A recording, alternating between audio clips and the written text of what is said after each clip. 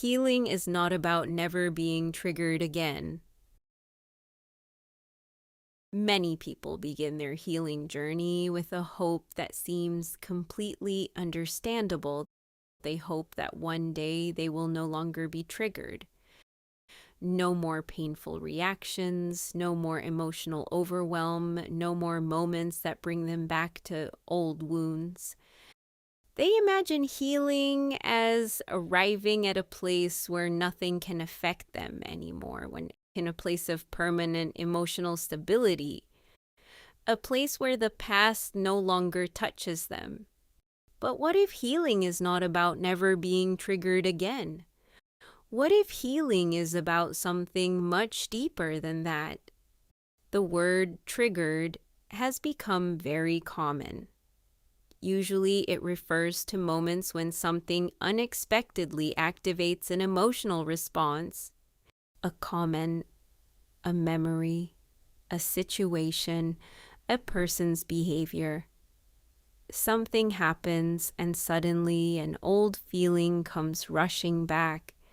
When this occurs, many people immediately assume they have failed. They think, I thought I already worked on this. I thought I was past this. Why am I reacting like this again? But having a trigger does not automatically mean you have not healed. Being triggered simply means something inside you has been activated. What matters is what happens next. Years ago, perhaps a trigger would have consumed you for days. Perhaps you would have spiraled into self-doubt. Perhaps you would have abandoned your own needs. Perhaps you would have lost yourself trying to gain someone's approval. Today, maybe the trigger still appears, but something else appears too. It's awareness. You notice what is happening. You recognize the pattern. You pause before reacting. You become curious instead of immediately believing every fearful thought, and that changes everything. Healing does not necessarily remove every trigger. Healing changes your relationship with the trigger. Imagine touching a scar. The scar still exists. You know where it is. You remember how it was created. But it no longer controls your life. The goal was never to erase the past. The goal was to develop a different relationship with it. In many ways, emotional healing works similarly. Certain experiences may always carry meaning. Certain memories may always evoke emotion. Certain situations may always require extra awareness. Many people unknowingly create a new source of suffering by judging themselves every time they are triggered. Instead of responding to the original emotion, they begin fighting themselves. They become frustrated, ashamed, disappointed. And often, the self-judgment becomes more painful than the trigger itself. But what if being triggered is not proof of failure? What if it is simply an opportunity to practice what you have learned? Not every trigger is a sign that healing has not happened. Sometimes a trigger reveals how much healing has already occurred, because now you notice it, now you understand it, now you respond differently. Growth is not always visible in the absence of pain. Sometimes growth becomes visible in the way we move through pain. Perhaps you recover more quickly. Perhaps you communicate more honestly. Perhaps you set healthier boundaries.